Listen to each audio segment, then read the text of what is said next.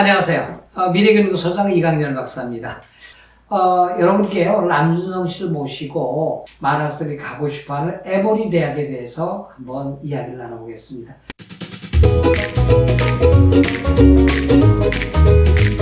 자, 다음 질문을 해볼까요? 이제 에모리 대학 얘기를 좀 해보죠. 네.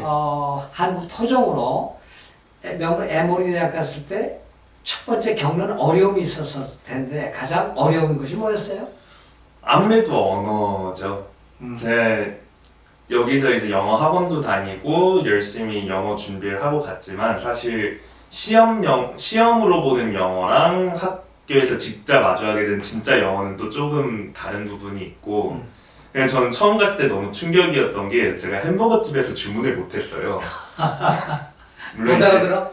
네, 뭐라고 하시는지 그 남부 액센트도 조금 있으시고 말이 굉장히 빠른 분이셔서 제가 못 알아들었었는데 물론 지금은 많이 나아지긴 했지만 그게 제일 힘들었던 것 같습니다. 그러자 아까 토종이라고 했는데 강의든데 어려움 없었어요? 시작할 때? 강의는 그래도 비교적 괜찮은 게 교수님들이 조금 더 학생들을 배려해 주시려고 하고 그리고 못 알아듣는 부분은 또 제가 따로 공부할 수 있게 다 자료를 주셔가지고 그래도 훨씬 수월했던 것 같아요.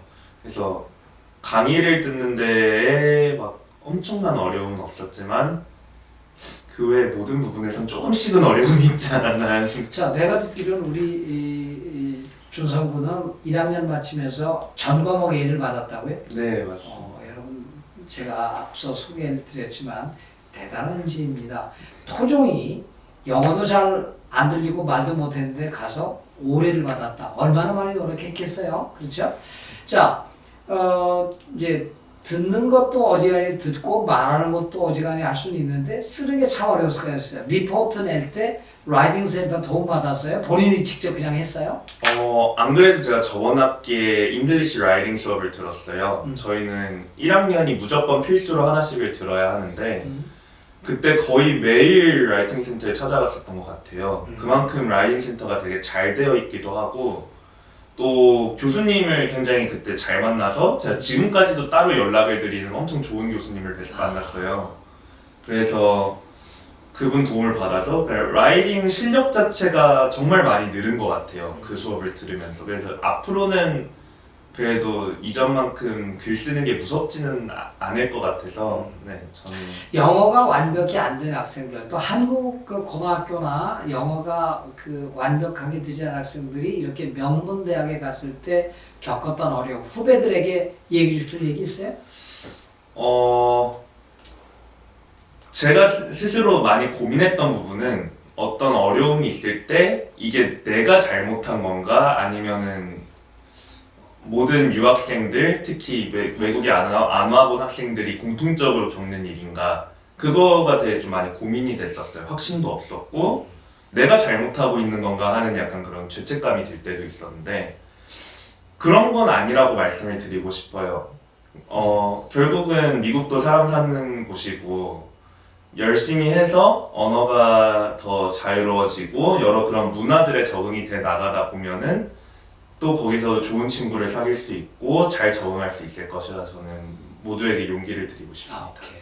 자, 몇 과목 몇 학점 들었어요? 제가 1학기 때는 15학점, 2학기 때는 좀 자신감이 올라와서 19학점을 들었는데 네, 그렇게 총 34학점 들었어요. 굉장히 애를 먹었겠네요. 이게 보통 15학점 레벨을 듣는데 19학점까지 들었다는 얘기는 정말 공부를 열심히 많이 했다는 얘기인데 공부만 했어요? 아니면 다른 그 여가 또 학교의 캠퍼스에 1학년 어떻게 보면 가장 젊은 시절에 가장 좋은 때인데 어떻게 보냈어요? 일단은 하루 일과를 좀 소개하세요. 한 주일 일과라든지. 공부를 많이 한 거는 사실인 것 같아요. 그래서 거의 대부분 공부를 했지만 그럼에도 불구하고 막 삶이 피폐해진다거나 할 정도로 여가를 많이 못한 건 아니고 기본적으로 학교에 여가 시설이 되게 잘 되어 있어요. 다양한 그런 스포츠도 할 수 있고 소개하자면 그 스포츠 센터도 있고 네, 스포츠 센터도 있고 저희 학교는 좀 특이한 게 그 미식축구가 없어요. 그 부분은 사실 어떻게 보면 좀 단점이라고도 할 수 있지만 그 대신에 수영이라든지 뭐 테니스 같은 특정 분야들이 좀 미국에서 유명한 편이고 그런 것들을 위한 시설은 굉장히 잘 돼 있어요. 그리고 클라이밍도 되게 유명하고 그런 좀 많이 접해보지 못하셨던 운동들을 손쉽게 접해볼 수 있다는 장점이 있습니다. 수업 얘기 좀 해봅시다. 보통 한 반에 몇 명씩 들었어요? 큰 수업은 100명 이상 듣는 수업도 있고요. 어떤 거 과목이에요? 뭐 1학년 프리메드들이 주로 많이 듣는 일반 생물, 젠바이오, 뭐, 인트로바이올로지. 네, 그리고 뭐 일반 화학 이런 과목들은 한 100명에서 120명 정도씩 듣고요. 작은 과목. 작은 과목은 소수로 운영되는 과목들은 20명도 안 되는 경우도 종종 있어요. 교수님들이 수업을 어떻게 진행해요? 아무래도 그런 작은 수업 같은 경우에는 조금 더 토론 위주, 발표 위주, 프로젝트 위주로 진행이 되는 경향이 있고 100명이 넘는 큰 수업들은 또 아무래도 굉장히 일반적인 내용을 가르치고 있다 보니까 굉장히 좀 어떻게 보면 한국대학스럽게 가르치는 것 같아요. 시험 보고 네, 열심히 공부해서 시험 잘 보면 성적 잘 맞고 그런 느낌입니다. 그 작은 클래스의 경우에 그럼 사전에 공부를 책을 읽고 가든가 준비를 많이 해야 되겠네요. 네, 그런 토론하려면? 것도 굉장히 많죠. 네. 토론에 막힌 적 없어요? 영어 때는? 토론이 이제 저 같은 경우에는 그룹 토론을 했었던 기억이 있는데 이렇게 따로 나와서 막 다 보고 있는 상태에서 토론을 하고 이런 거가 아니라 그냥 자유롭게 수업 내용에 대해서 나누고 이런 거다 보니까 막 부담감이 느껴지는 그런 분위기를 조성하지는 않았던 것 같아요. 그래서 저는 크게 문제는 없었던 것 같습니다. 교수와 학생 간의 유대는 어때요?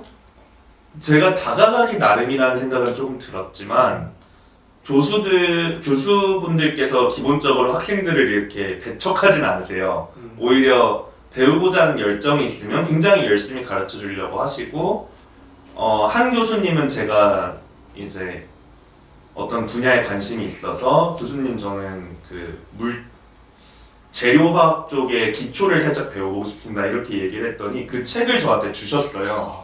읽으시던 책을 뭐 나중에 돌려달라고는 하셨지만 그렇게 되게 많이 도와주려고 하신 좋은 교수님들도 계세요. 오피스 아워를 이용했어요? 네, 오피스 아워도 많이 갔고 특정 수업들은 몇 번 이상의 오피스 아워가 필수인 수업들도 있어요. 그래도 한국 애들이 가요? 네, 왜냐면 가면 점수를 주기 때문에. 가면 점수를 주기 때문에. 근데 그거랑 별개로라도 오피스 아워를 많이 가면 굉장히 도움도 되고 교수님이 그런 100명씩 듣는 수업에선 사실 저를 아시기가 어렵잖아요. 근데 이제 오피스 아워 가서 제가 무슨 부분에 관심이 있고 어떤 연구하고 싶고 이런 거 자체를 굉장히 좀 신기하게 보시고 또 많이 도와주시더라고요. 논문을 찾아서 따로 오피스 아워 끝나고 이메일로 보내주시기도 하고 네, 그러셨던 것 같아요. 그게 하기 나름인 것 같아요. 예를 들어서 주립대학처럼 이렇게 이제 에모리 대학은 미디엄 사이즈인데 그 주립대학처럼 이렇게 학생이 몇만 명씩 되고 한 학년에 한 7천 명 되는 학생들은 오피스 아워를 거의 이용하지 못하는 것 같아요. 그리고 학생들이 라이딩 센터도 이용할 줄 모르거나 뭐 안 가거나 이런 것 같은데 우리 준성 씨는 굉장히 지혜롭게 1학년 공부를 마친 것 같아요.